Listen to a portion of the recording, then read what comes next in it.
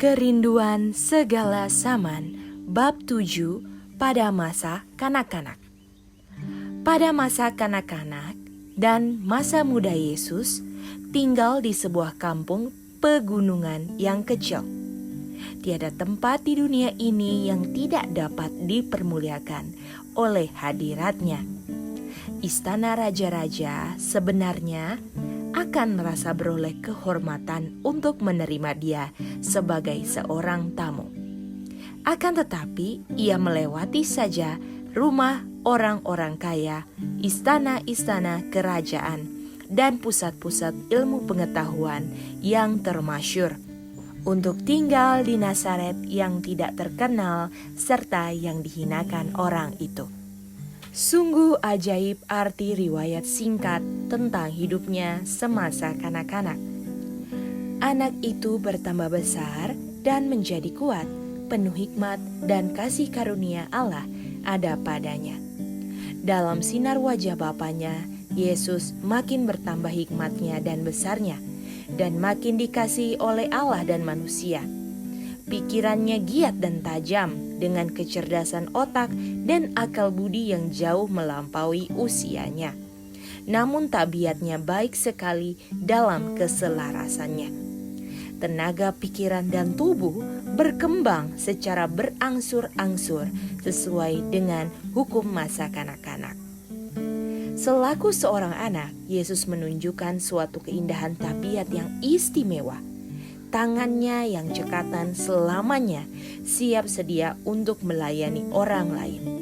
Ia menunjukkan kesabaran yang tidak dapat diganggu oleh barang sesuatu pun, dan keteguhan dalam kebenaran yang tidak sudi mengorbankan kejujuran.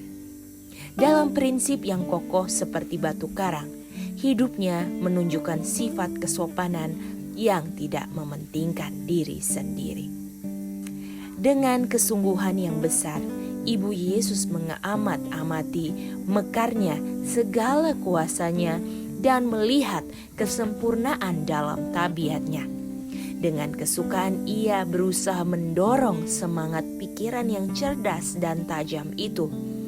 Dengan perantaraan Roh Kudus ia menerima akal budi untuk dapat bekerja sama dengan makhluk-makhluk semawi dalam usaha memperkembangkan anak ini yang dapat mengatakan hanya Allah sebagai Bapanya. Sejak zaman purbakala, orang-orang yang setia di kalangan orang Israel selamanya memberikan perhatian yang besar kepada pendidikan orang-orang muda. Tuhan telah menyuruh supaya semenjak masa bayi, anak-anak diberi pelajaran tentang kebaikannya dan kebesarannya, teristimewa sebagaimana yang dinyatakan dalam hukumnya dan yang ditunjukkan dalam sejarah Israel. Nyanyian, doa, dan pelajaran dari Alkitab harus disesuaikan dengan pikiran yang sedang berkembang. Ibu dan bapa harus mengajarkan kepada anak-anak mereka bahwa hukum Allah adalah kenyataan tabiatnya, dan bahwa sementara mereka menerima asas-asas hukum itu ke dalam hati, peta Allah pun terteralah pada pikiran dan jiwa. Sebagian besar dari pengajaran itu dilakukan secara lisan, tetapi anak muda belajar juga membaca tulisan-tulisan Ibrani, dan gulungan surat Alkitab Perjanjian Lama terbuka untuk mereka pelajari. Pada zaman Kristus, kota atau negeri yang tidak menyediakan pendidikan agama bagi anak-anak muda dianggap sebagai kota yang kena kutuk Allah. Namun pengajaran itu sudah menjadi sekedar kebiasaan saja. Tradisi sudah mengambil sebagian besar tempat Alkitab. Pendidikan yang benar niscaya menuntun kaum muda untuk mencari Dia dan mudah-mudahan menjamah dan menemukan Dia. Kisah 17 ayat 27. Tetapi guru-guru Yahudi memusatkan perhatiannya pada soal-soal yang bersangkutan dengan upacara-upacara belaka. Pikiran sudah dipenuhi dengan bahan-bahan yang tidak ada nilainya bagi pelajar, dan yang tidak akan diakui sah di sekolah yang lebih tinggi di istana surga. Pengalaman yang diperoleh karena menerima sabda Allah secara perseorangan tidak mendapat tempat dalam sistem pendidikan itu. Karena asik dengan acara sehari-hari yang bersifat jasmania, para pelajar tidak beroleh saat yang tenang untuk mengadakan hubungan dengan Allah. Mereka tidak mendengar suaranya berfirman ke dalam hati. Dalam usaha mereka menambang ilmu, mereka berpaling dari sumber akal budi. Syarat-syarat mutlak besar dalam pekerjaan Allah dilalaikan. Asas-asas hukum disamarkan. Apa yang dianggap sebagai pendidikan yang tertinggi sudah merupakan rintangan yang terbesar bagi perkembangan yang sejati. Di bawah pendidikan rabi-rabi, segala kuasa orang-orang muda tertekan. Pikiran mereka itu menjadi terdesak dan sempit. Yesus tidak memperoleh pendidikan di sekolah rumah sembahyang. Ibunya lah gurunya, manusia yang pertama. Dari bibir ibunya dan surat gulungan nabi-nabi ia mempelajari hal-hal semawi. Justru sabda yang difirmankannya sendiri dahulu kepada Musa untuk Bani Israel kini diajarkan kepadanya di pangkuan ibunya. Ketika ia meningkat dari masa kanak-kanak ke masa muda, ia tidak berusaha belajar di sekolah rabi-rabi. Ia tidak memerlukan pendidikan yang diperoleh dari sumber semacam itu, sebab gurunya ialah Allah. Pertanyaan yang ditanyakan ketika juru selamat bekerja di dunia ini dahulu, bagaimanakah orang ini mempunyai pengetahuan sedemikian tanpa belajar? Bukannya menyatakan bahwa Yesus tidak dapat membaca, melainkan semata-mata karena ia belum pernah mendapat pendidikan dari rabi-rabi.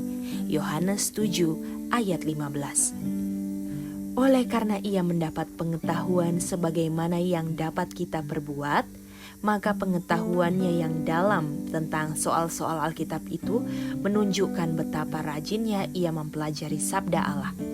Dan terbentang di hadapannya ialah perpustakaan besar dari segala hasil ciptaan Allah. Ia yang telah menciptakan segala sesuatu itu mempelajari pelajaran-pelajaran yang telah ditulis oleh tangannya sendiri di bumi, laut, dan langit. Terpisah dari jalan-jalan dunia ini yang cemar, ia mengumpulkan himpunan ilmu pengetahuan dari alam kejadian. Ia mempelajari hidup tumbuh-tumbuhan, binatang, dan hidup manusia. Sejak kecilnya ia digenggam oleh satu maksud. Ia hidup untuk mendatangkan berkat kepada orang-orang lain. Untuk maksud ini ia mendapat sumber dalam alam kejadian. Pendapat-pendapat baru tentang berbagai cara dan ikhtiar terkilas dalam pikirannya sementara ia mempelajari hidup tumbuh-tumbuhan dan hidup binatang-binatang. Selalu ia berusaha menarik dari benda-benda yang dapat dilihat, contoh-contoh kiasan yang dengan itu ia dapat mengajarkan firman Allah yang hidup. Perumpamaan-perumpamaan digunakannya untuk memberikan pelajaran-pelajarannya tentang kebenaran selama masa kerjanya, menunjukkan betapa rohnya terbuka terhadap pengaruh alam kejadian dan bagaimana ia telah mengumpulkan pengajaran kerohanian dari segala suasana yang di sekeliling hidupnya sehari-hari. Demikianlah bagi Yesus, arti sabda dan segala benda ciptaan Allah terbuka, sedang ia mencoba mengetahui sebab musabab dari segala sesuatu. Para pengiringnya ialah makhluk-makhluk semawi, dan alam pikiran serta percakapan yang suci ada padanya. Sejak dapat berpikir, ia senantiasa bertumbuh dalam sifat kerohanian dan pengetahuan tentang kebenaran. Setiap anak dapat memperoleh pengetahuan sebagaimana halnya dengan Yesus. Sedang kita berusaha mengenal Bapa kita yang di surga melalui firman-Nya, malaikat-malaikat yang suci akan hadir. Pikiran kita akan dikuatkan, tabiat kita akan dipertinggi dan diperhalus. Kita akan lebih menyerupai juru selamat kita. Maka sedang kita melihat benda-benda yang elok dan mulia dalam alam kejadian, kasih sayang kita pun akan mengalir kepada Allah. Sementara roh rasa takut dengan hormat, jiwa dikuatkan oleh mengadakan hubungan dengan yang maha besar melalui benda-benda ciptaannya. Percakapan dengan Allah melalui doa mengembangkan tenaga pikiran dan batin, dan tenaga rohani makin kuat, sementara kita memupuk pikiran dengan hal-hal yang bersifat rohani. Kehidupan Yesus adalah suatu kehidupan yang sesuai dengan Allah. Ketika ia masih anak-anak, ia berpikir dan berbicara seperti seorang anak-anak. Akan tetapi tidak ada sekelumit pun tanda-tanda dosa yang menodai peta Allah dalam dirinya. Meskipun demikian, ia tidak bebas dari penggodaan. Penduduk Nazaret sudah menjadi buah bibir orang karena kejahatannya. Anggapannya rendah dari kalayak ramai tentang mereka dinyatakan oleh pernyataan Natanael. Mungkinkah sesuatu yang baik datang dari Nazaret? Yohanes 1 ayat 46. Yesus ditempatkan di mana wataknya akan diuji. Perlulah ia senantiasa waspada untuk mempertahankan kesuciannya.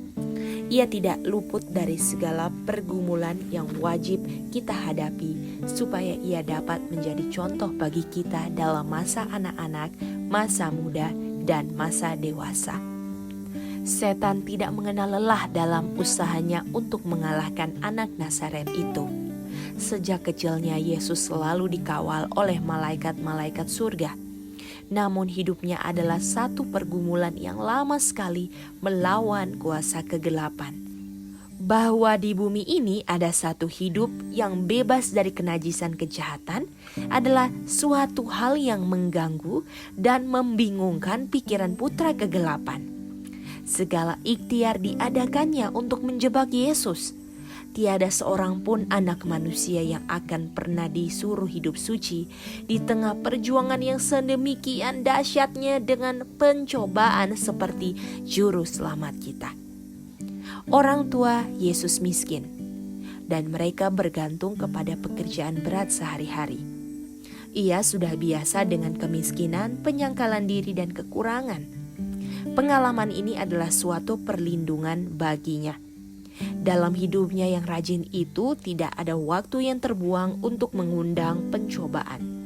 Tidak ada saat yang tidak bertujuan membuka jalan bagi pergaulan yang mencemarkan. Ia berusaha sedapat-dapatnya untuk menutup pintu bagi penggoda itu. Tiada keuntungan ataupun kesenangan, pernyataan setuju ataupun kecaman yang dapat membujuk dia untuk menyetujui sesuatu tindakan yang salah. Ia sungguh bijaksana mengamati kejahatan dan kuat melawannya. Kristuslah satu-satunya orang yang tidak berdosa yang pernah tinggal di dunia ini. Namun hampir 30 tahun lamanya ia hidup di antara penduduk Nazaret yang jahat.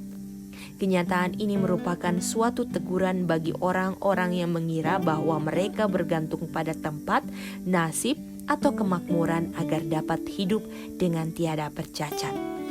Pencobaan, kemiskinan, kemelaratan justru merupakan disiplin yang diperlukan untuk mengembangkan kesucian dan keteguhan. Yesus tinggal dalam rumah tangga petani dan dengan setia serta riang gembira turut memikul segala tanggungan rumah tangga. Dahulu ialah pemerintah surga dan malaikat-malaikat dengan gembira melaksanakan segala perintahnya. Kini ia menjadi seorang hamba yang sukarela, seorang anak pengasih dan penurut. Ia belajar bertukang kayu dengan tangannya sendiri. Ia bekerja di bengkel pertukangan bersama Yusuf dengan pakaian yang serba sederhana seperti yang dipakai oleh seorang pekerja biasa.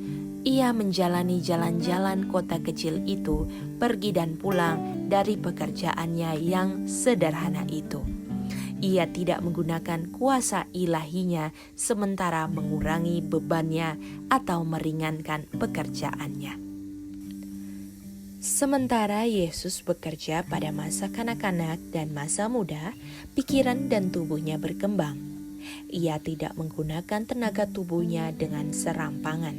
melainkan dengan seksama sehingga tetap berada dalam keadaan sehat, supaya ia dapat melakukan pekerjaan yang sebaik-baiknya dalam segala hal. Ia tidak mau sembrono dalam menggunakan alat pertukangan sekalipun. Ia sempurna sebagai seorang pekerja, sebagaimana ia sempurna dalam tabiat. Dengan teladan yang diberikannya itu, ia mengajarkan bahwa adalah kewajiban kita untuk menjadi rajin, bahwa pekerjaan kita haruslah dilakukan dengan tepat dan seksama, dan bahwa pekerjaan yang demikian itu mulia adanya. Pergerakan badan yang mengajar tangan supaya berguna dan melatih orang muda supaya turut memikul beban kehidupan, memberikan kekuatan tubuh, serta mengembangkan setiap tenaga. Semuanya harus mencari sesuatu untuk dilakukan yang akan berfaedah bagi dirinya sendiri dan menjadi pertolongan bagi orang lain. Allah telah menentukan pekerjaan sebagai suatu berkat, dan hanyalah pekerja yang rajin yang mendapat kemuliaan dan kegembiraan hidup sejati. Keridhaan Allah diberikan hingga dengan jaminan kasih atas anak dan orang muda yang dengan sukaria turut memikul kewajiban rumah tangga, menolong ibu dan bapa dalam tanggungannya. Anak-anak yang begitu akan pergi keluar dari lingkungan rumah tangga dan kemudian menjadi anggota masyarakat yang berguna. Selama hidupnya di dunia, Yesus adalah seorang pekerja yang tekun dan setia. Ia mengharapkan banyak, sebab itu ia pun berusaha banyak. Setelah ia mulai bekerja sebagai guru, ia berfirman, "Kita harus mengerjakan pekerjaan Dia yang mengutus aku selama masih siang. Akan datang malam di mana tidak ada seorang pun yang dapat bekerja." Yohanes 9 ayat 4. Yesus tidak segan menghadapi kesusahan dan kewajiban, sebagaimana yang dibuat oleh banyak orang yang mengaku sebagai pengikutnya. Adalah sebab mereka berusaha menghindari disiplin ini, maka banyak yang lemah dan tidak cakap. Mungkin mereka memiliki sifat tabiat yang bagus dan menarik hati, namun mereka lemah dan hampir tidak berguna apabila kesukaran harus dihadapi atau rintangan harus dilalui. Ketegasan dan tenaga, keteguhan serta kekuatan watak seperti yang dinyatakan dalam diri Kristus harus dipertumbuhkan dalam diri kita dengan jalan disiplin yang ditanggungnya itu juga. Dan rahmat yang diterimanya itu adalah untuk kita. Selama ia hidup di antara manusia, juru selamat kita turut menanggung nasib fakir miskin. Oleh pengalaman, ia mengetahui keluh kesah dan kesukaran mereka itu. Maka ia dapatlah menghibur dan memberanikan hati segala pekerja yang hina. Orang-orang yang mengerti benar-benar akan pengajaran hidupnya tidak pernah akan merasa bahwa sesuatu perbedaan harus diadakan di antara golongan-golongan, bahwa para hartawan harus dihormati melebihi orang miskin. Yesus bekerja dengan gembira dan bijaksana. Perlulah banyak kesabaran dan kerohanian untuk dapat membawa agama Alkitab ke dalam kehidupan di rumah tangga dan ke dalam tempat pekerjaan, menanggulangi tekanan perusahaan duniawi, namun tetap memelihara tujuan semata-mata hendak memuliakan Allah. Disinilah Yesus merupakan seorang penolong. Ia tidak pernah begitu sibuk dengan urusan duniawi sehingga tidak ada lagi waktu atau pikiran untuk hal-hal surga. Kerap kali ia menyatakan sukacita hatinya oleh menyanyikan mazmur dan nyanyian surga. Acap kali penduduk Nazaret mendengar suaranya menyanyikan pujian dan ucapan syukur kepada Allah. Ia mengadakan hubungannya dengan suara dalam nyanyian. Dan apabila kawan-kawannya mengeluh karena lelah dari pekerjaan, mereka itu diriangkan oleh nyanyian yang merdu dari bibirnya. Nyanyian pujiannya itu nampaknya mengusir malaikat-malaikat yang jahat. Dan seperti halnya dengan dupa, memenuhi tempat itu dengan keharuman. Pikiran para pendengarnya dibawa dari tempat buangan di dunia ini ke rumah yang di surga. Yesus adalah mata air kemurahan yang menyembuhkan bagi dunia ini. Maka sepanjang tahun-tahun kesunyian yang di Nazaret itu, hidupnya mengalir dalam arus belas kasihan dan kelemah lembutan.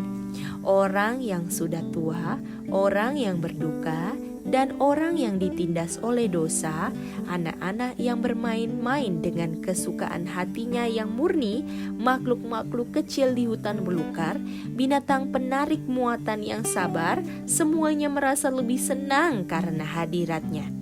Ia yang firman kekuasaannya menyokong segala dunia, mau membungkuk untuk menolong seorang burung yang terkena luka. Tiada sesuatu yang terlalu kecil bagi perhatiannya.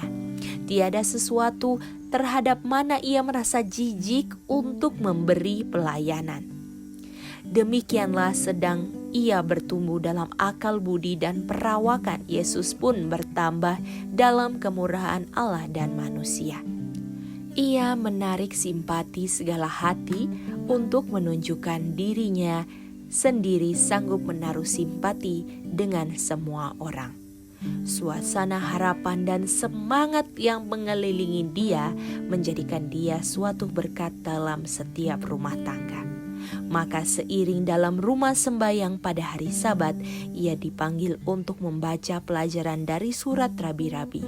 Dan hati para pendengar merasa gembira ketika suatu terang yang baru bersinar dari perkataan biasa dari ayat yang suci itu.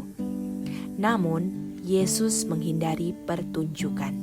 Selama tinggal di Nazaret, ia tidak pernah menunjukkan kuasa ajaibnya.